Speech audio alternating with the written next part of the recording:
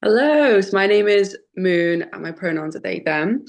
And I do a multitude of different things. I'm a fully trained and qualified yoga teacher, so one of the things that I do is hosting movement sessions.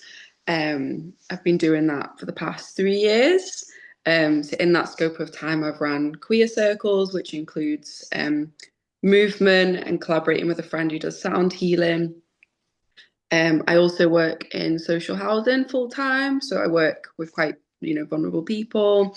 Um, and yeah, I really enjoyed the work that I do. I'm also quite creative, so I love like making things. Um, and yeah, just bringing people together in spaces where we can be, drop the masks and just share this life's existence together.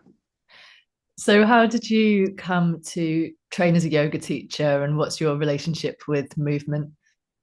Yeah, so when I was a teenager, I used to have a lot of anxiety. And one morning I was just kind of like flicking through the TV and I came across this yoga channel and I was like, oh, I'll try it. Why not? Like it was just on, so I tried it.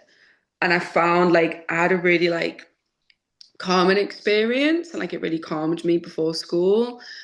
And I was like, oh my God, this is amazing. So I started doing it before I'd go to school in the morning. And then it kind of just like stuck with me. And I found like if I didn't do my movement practice, I'd have a really bad mental health day. And like the day would just not be the same because I'd be like, oh, I'm not like regulated my nervous system. So I've done it every day of my life, I would say, for the past decade or so.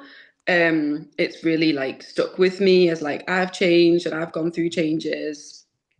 Um, and it'd always been a dream to like, go to India and do my yoga teacher training, like from to, respect its origins and like learn from its roots.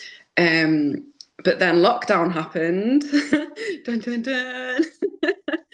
And I kind of just had this like it's now or never feeling. I was like, we don't know what's going to happen. There could be a zombie apocalypse, like the world is ending. So I saw one had popped up in Liverpool and I was like, I'm going to do it.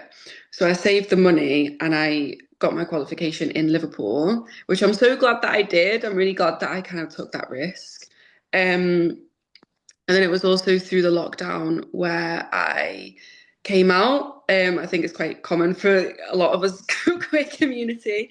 Um, and that was through a multitude of different reasons. So one of those was through TikTok and just finding like common community and like different people from around the world and then having these little realizations. I was like, like, this is who I am. Um, and discovering drag in that time period as well. And I also had a really like profound dream where I changed my name to Moon in the dream, and I woke up crying, and I was like, oh my gosh, like this is a premonition, like it's meant to be type thing. And it's through all of those changes where movements really like held me and like it's always had my back, it's always been there. I mean, I'm the type of person who has to move. Like I, can be quite restless. Movement just helps me feel alive and like connect me to who I am. Um, but I also feel and like really believe that movement is for everyone, no matter what, how we feel in our bodies, our ability to move. There's always ways you can like change it and adjust to suit how you're feeling in the moment. And I think movement for me, it is a spiritual thing because it's about how we connect to our sense of self and identity, but also how we can let go of all the conditions of how we thought we were meant to be and how we were taught to move in a space. And that for me is the queering of movement. It's like, how can I strip these masks and how I was kind of forced to be growing up to like actually celebrate the fact that I exist in this very moment and how precious that is. That's really beautiful. And so you're running your workshop for us soon. Would you be able to tell us a little bit about your workshop? Yeah, so I'm super excited to host a workshop. It's going to be really gorgeous. So I'm going to sync it with we're going to zoom out into the stars and the constellations and the moon, because I'm a bit obsessed with astrology. And I will have a look. I've not looked yet, so this bit we'll find out on the day.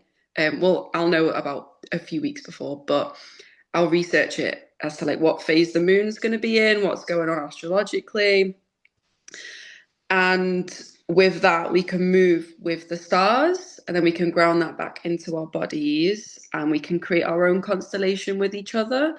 So if we imagine like in each space where we are, each person's their own star on the phone. And then as we move together, we'll create our own like queer constellation. Um, this feeling of like connectedness, community, and I also really like the metaphor that, we are stars and like believing in your own light and your own um how precious our existence really is. And the space is going to be really gentle, it's going to be really welcoming. So I really welcome agency. So like if people come into the space and you're feeling like, oh, I'm really tired, I don't have energy, like that's fine. If you want to arrive in the space and just lie down throughout the whole thing, that's great. um, there'll be adjustments throughout certain movement things as well. So we'll do a bit of somatic stuff as well as maybe a bit of shaking, maybe a bit of tapping, some like breath work, some breathing. Um, and it's just going to be a really gorgeous space to release, align with the autumn, letting go, let the leaves fall off the trees. Um, and yeah, honoring your own needs. That's the phrase I say all the time, honoring your own needs. Yeah.